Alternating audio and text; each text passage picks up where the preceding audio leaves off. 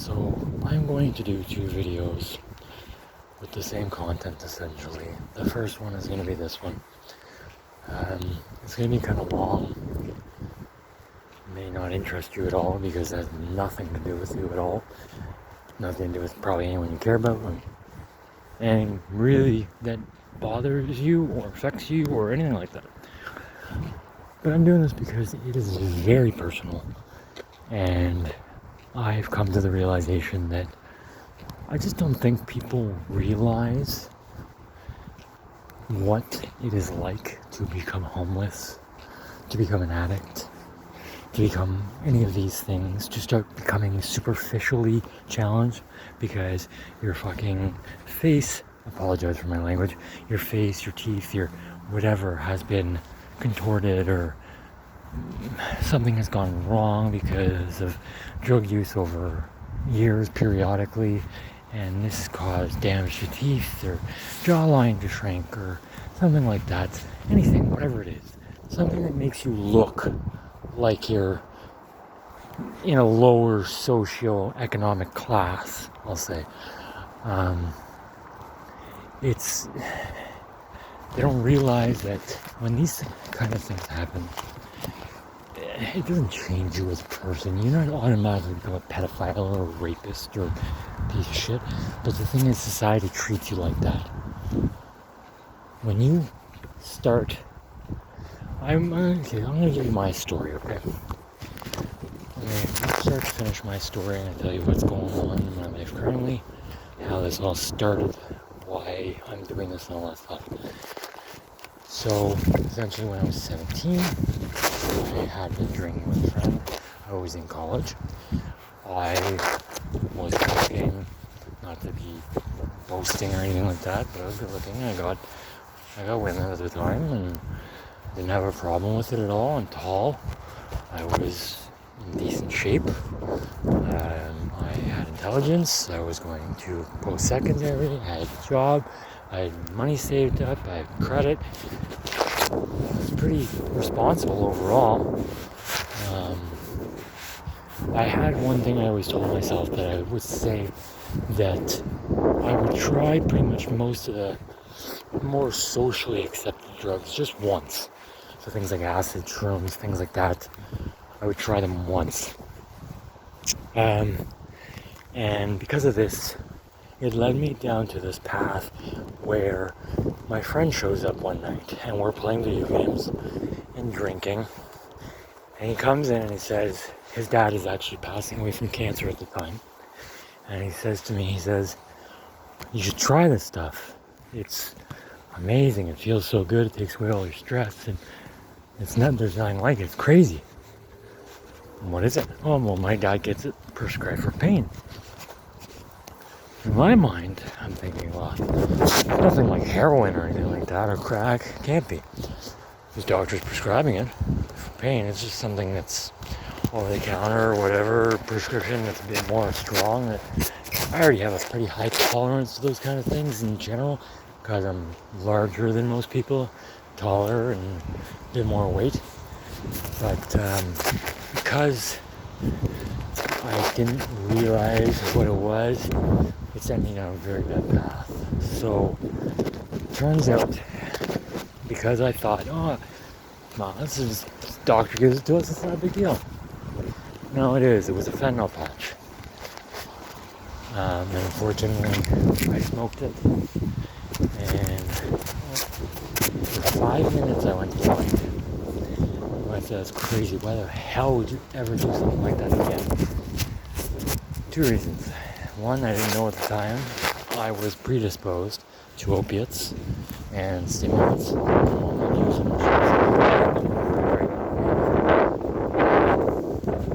I was already predisposed to that. I had no idea. My friend never told me anything about that. I don't know, left when I was young, and my dad didn't give a shit. So, yeah. So that's one reason. And the second reason is it feels unbelievably good. So good that I felt like every stress and every pain and every negative I've ever had in my life has ever gone up to that.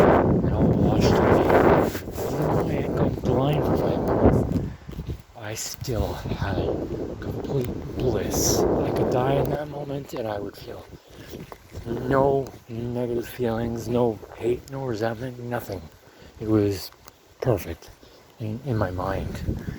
It's super skewed and terrible way of thinking, but that is what it does. What it's made for. It's made to basically suppress your pain, and it did a freaking good job of it.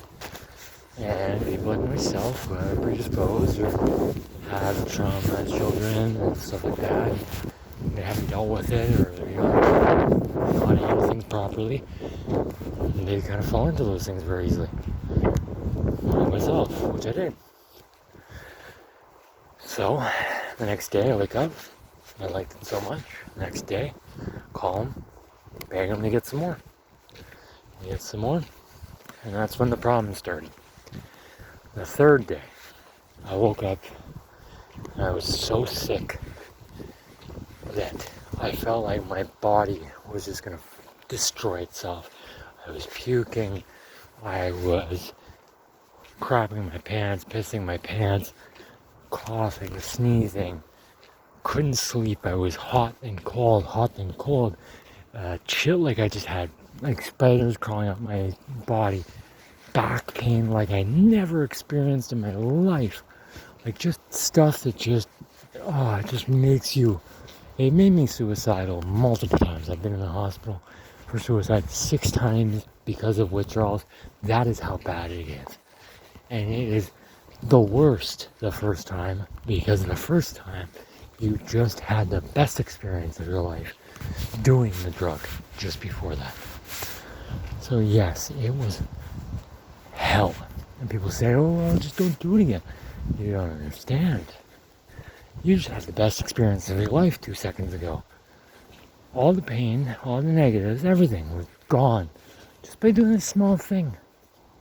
And now, for the next couple months, you are going to sit there, go days without sleep, shit your pants, puke yourself, freeze, sweat.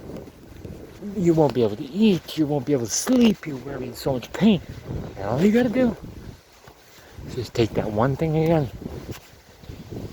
And all that, not only does it go away, that negative, but it becomes better than I ever had, because that bliss comes back. But the second time it comes back, it's not as good as the first time, because it starts becoming just about killing the withdrawals, not actually that initial experience. You still try to search for that initial experience, but you don't get it. But the withdrawal thing is just such a target at that point. It's just all you consume to. And at first, the drug absolutely consumed me. Everything in my life revolved around it. Every single penny I had went to it. I was taking out payday loans, borrowing money, racking up credit cards, borrowing money from friends. Every single thing I had, I would sell. I spent over $150,000 in the first year on fentanyl patches. Put it in perspective. 100 milligram fentanyl patch at the time was $30. Most people could do that, and they would be unbelievably good for the day. That is a very strong patch for quite a long time. I was doing roughly 10 of those a day. $150,000 a year. I was doing ungodly amounts of them that caused unbelievable issues with social groups, my finances, my overall future, every aspect of my future, whether it was jobs I had, I would quit because I would literally get so sick that I would walk out the door and quit because I couldn't leave because it wasn't my time to leave, but I was so sick I couldn't handle it, so I just would walk out and quit because it was just so bad. You could not be there. It wasn't possible. And what else were you going to do? Sit there and puke all over the counter? There's no answer. And the thing is, yes, you are responsible. You did it the first time. problem is there's no one there for you.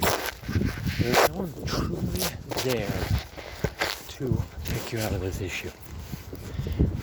People will be there to support you and try and help you with whatever ways they can. A lot of people in the beginning do not know how to do that, so they do it in the wrong way. Whether that means giving you money, which ends up supporting addiction, making it worse.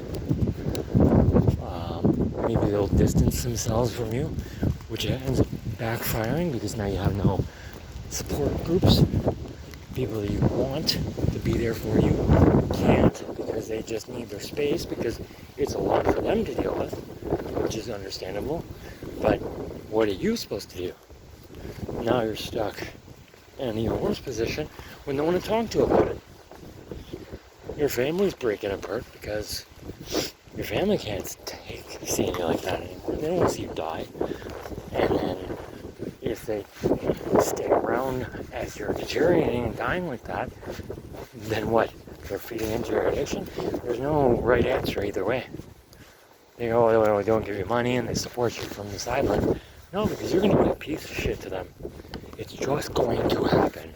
Unfortunately, if you think you're better than me, or you're better than anyone else, who's been an addict, becomes a piece of shit when they become an addict, because they need their fucking drugs, and they want to just get it into them, and they have no other thought in their brain other than that at that moment, you will do a lot of shitty stuff. I don't care who you are, no self-control in that moment.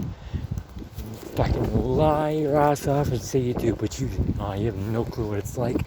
And if you say you know what it's like, you've never touched the drug because you do not know what it's like. So then,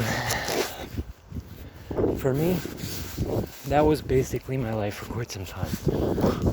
I was pretty good at closeting it and kind of hiding it behind the scenes. Using it after a bit, I started using more for withdrawals and less for use. So people didn't see me high in a sense, and I would use it mainly when I was just by myself. I go home at night. I didn't really socialize as much at nighttime anymore because I wanted to go and use and just sleep. Because then you get depressed because you're spending all this money you don't have. You're ruining your future. Your family, your friends are gone. Everything's just kind of breaking down in front of you.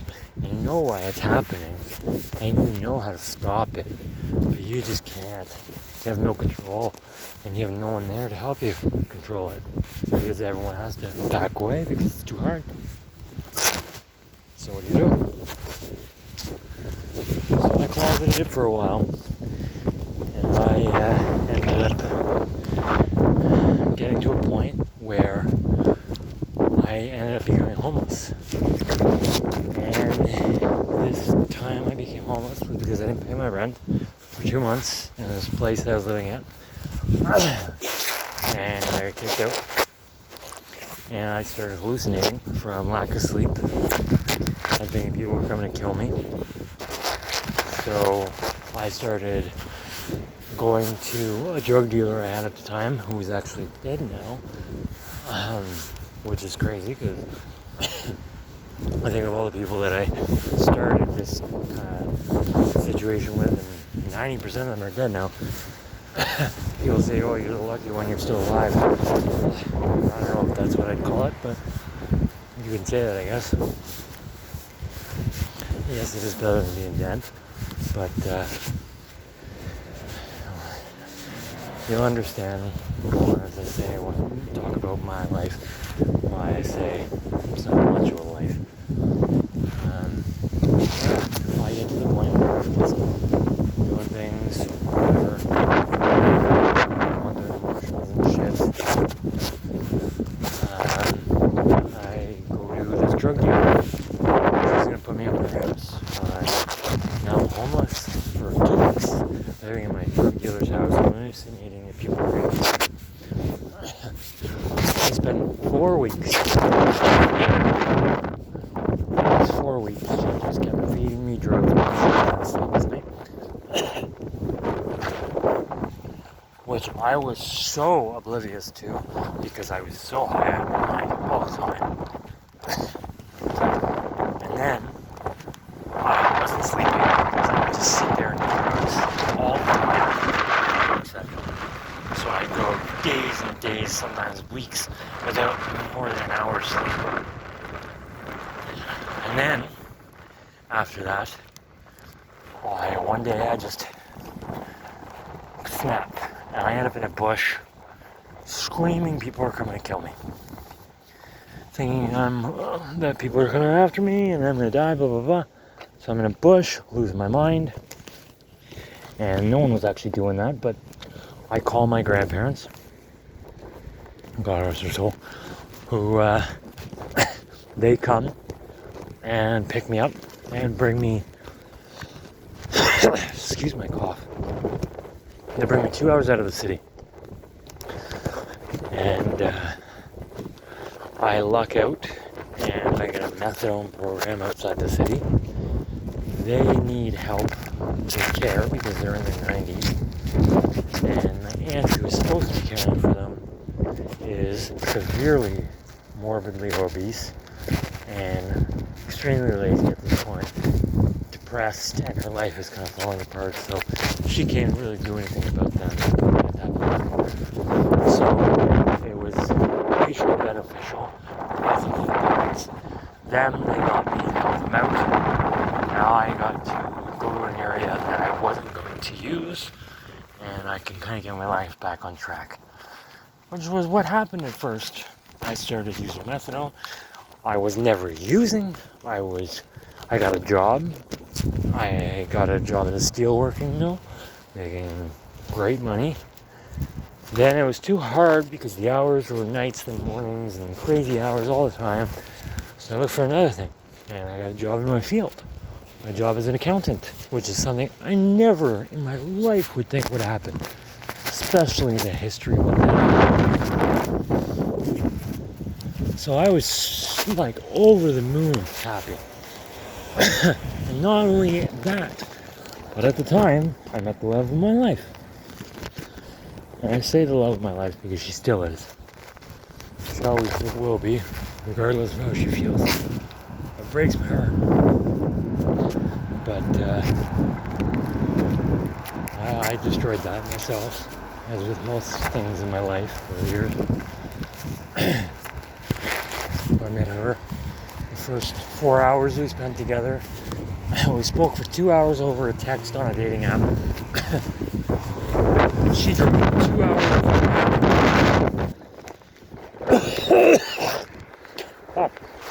To come meet me. And then after she came meet me, we spent 4 hours together. No, 4 hours. And we spent 4 hours together. She left within 10 minutes of her leaving. We texted each other at the same time that we both knew that we were the person we wanted to spend the rest of our lives with each other. And it just clicked. And I remember for the first time in my life, I thought, holy shit, this is insane. Everything is finally fucking working out for me. Everything is finally working out for me. I have an amazing job as an accountant, which I was getting raises at. They were talking about letting me buy the company out. I only just started working there within the year. They're already talking about letting me buy the company out in 10 years. Making a plan to do that. It was insane. And then on top of that, I had a girl I'm ready to propose to, take her to a cabin for Valentine's Day. And then it happens. My childhood trauma, my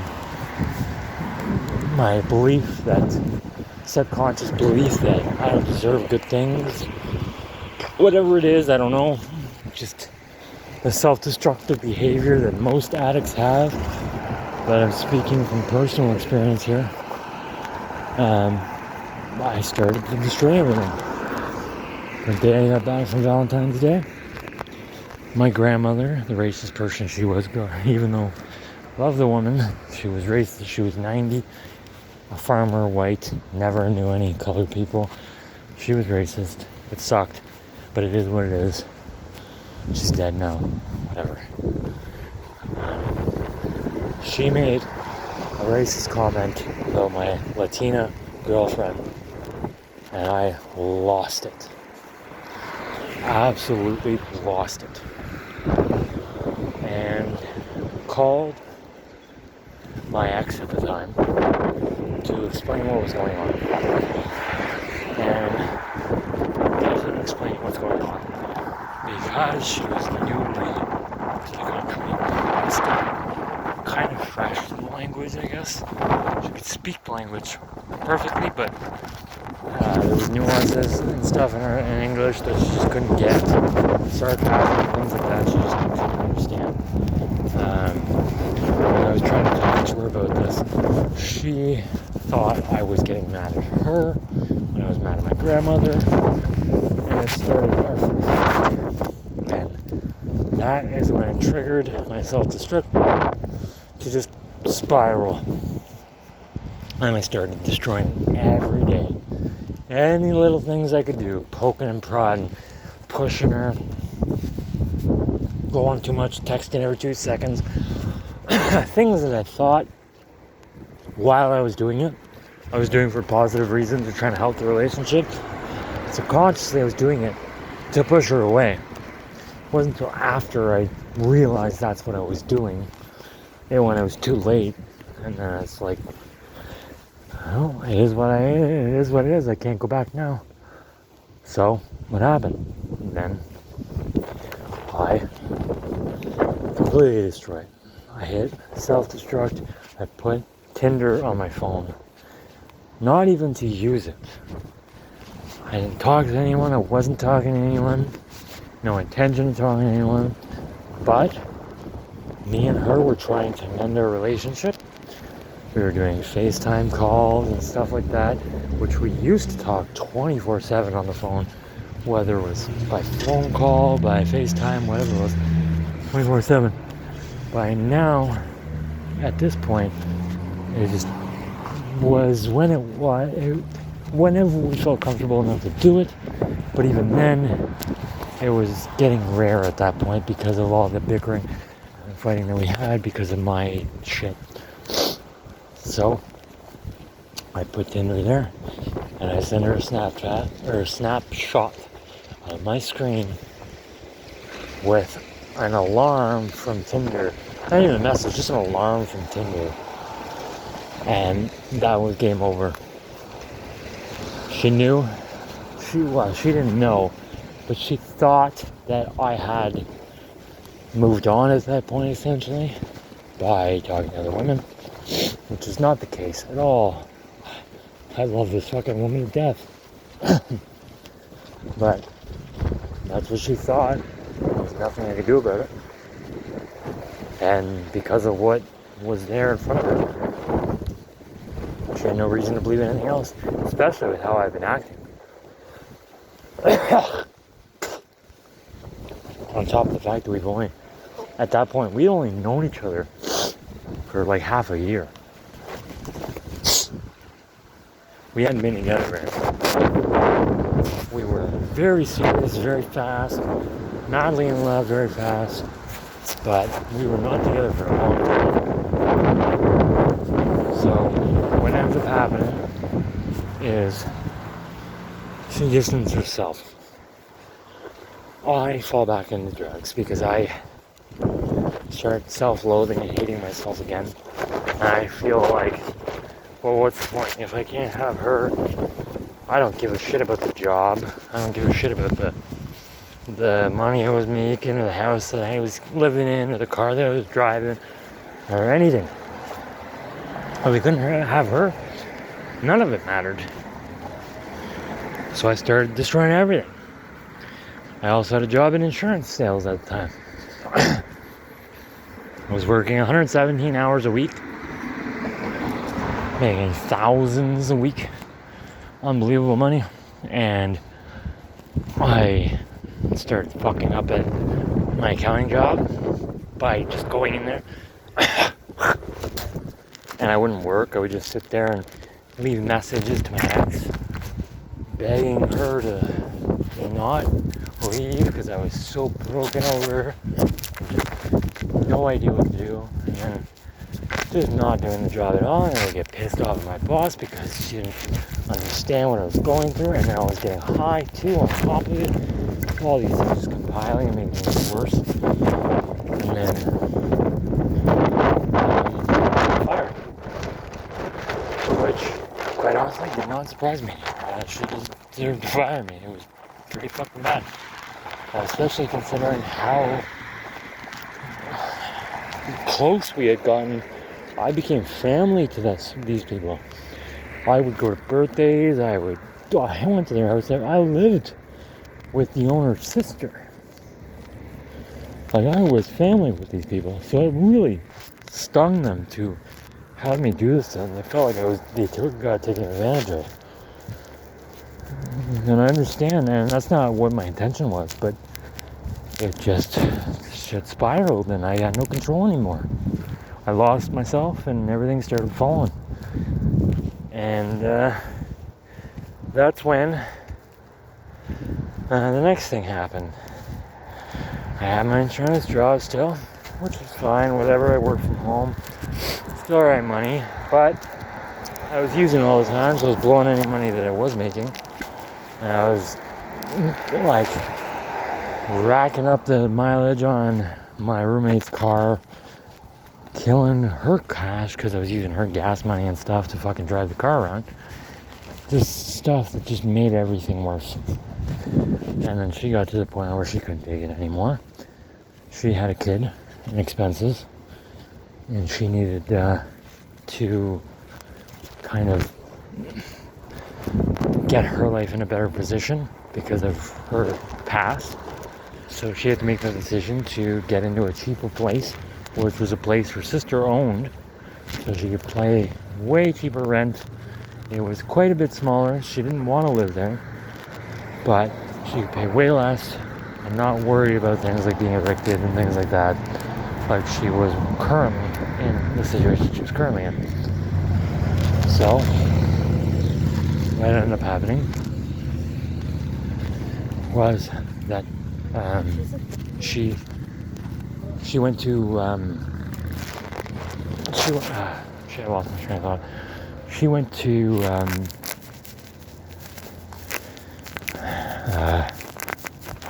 she went to live in this place that her sister owned, and I had to move out. And because there was no reason for me to live in that area anymore, which is the country area, I already started using drugs again, so what's the point of living far away? And my grandparents had died at that point, so there was no point in me at all being out there. So at that point, I said, fuck it, I'll go back to the city I came from. Which is what I did. At that point, I still had my job from home, so I thought I was alright. I was like, I'll fix this over time, somehow I'll figure it out. But all I know is I have to get her back. And I have to do it somehow. I don't know how, but I will. And that's all that matters. And that thought and not allowing myself to do anything for myself made it worse. I did not do anything for myself. Everything was for her. So what ended up happening was she just disappeared. I remember having dreams and hallucinations of her on dates, and I actually had an auditory hallucination of a date she was on with the guy that she is currently with. I think they might be married now, I don't know. She's blocked me on everything. She'll never speak to me again. I don't blame her. But, yeah. So, got hurt. And then what happened next was my insurance job said they had no more hours to give me, so they laid me off. So now I'm back on social assistance, and I'm Got to find a new place because I can't afford living at that time. I found another place halfway across the city. They're a couple hundred less a month. And I end up moving to this other place. Which was fine at first. Whatever. But what ends up happening is I start getting out of control with drugs, and then my health starts deteriorating in ways that I never had before. I don't know if it's age or what. At this time, I do have actual medical problems now, but at this time, I don't know what was going on. I started losing weight like you wouldn't believe. I was 120 pounds in 2 months. I was eating fine. Nothing changed with that. Nothing changed with my habits or anything like that.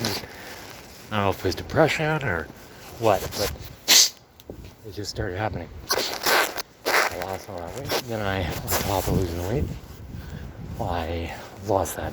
I lost my employment insurance that I had at the time ran out. So that hurt my income. And then my family stopped talking to me because they figured I was using drugs again. Well, actually, they stopped talking to me the second I came back to auto because they didn't want to risk the chance of me using drugs again. So I had no support system to begin with. And basically, I just had a mental breakdown. I just kind of gave up. One day, I was in my house and walked out, went to the homeless shelter, and spent the next 2 years on the streets because I just was done. I had no hope. I had no hope left. I was done. So I gave up. And then what ends up happening is I end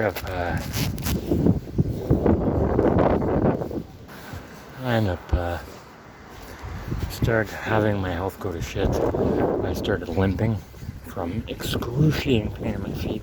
I could feel my bones breaking all the time. I started having paranoid breaks where I was hallucinating for months on end, running around in circles thinking I was being chased. I was just cracking at the seams. And I ended up in the hospital for 6 months to find out that I almost lost my leg. Also that my bone was being deteriorated from an infection. I also have a chronic pain problem. It's very rare and there's not much treatment. So it's just kind of a shit situation. I get out and things are a lot more under control now. This was about 2 months ago. I get a place. Things are looking a lot better on that regard. But then you start realizing all the things that you think, okay, you start seeing positives. You know, things are looking better in this regard, this regard. Great, but the problem is, it doesn't matter. Because now you've had the deterioration from the drugs over the years. So now my teeth started falling apart. My jawline started sinking in. Started looking the part of a drug addict. I've been using drugs for over a decade at this point, so it's really started taking its toll, which made sense. And that's when the other things start happening. The things that no one really realizes happen when you're homeless or an addict, or when you look like one. Doesn't even matter if you are one, you just have to look like one. So, that's when you get the looks. People glaze at you and they, oh, what the hell is he doing? Or is he high? Or is he stealing something? Or blah, blah, blah. Whatever it is.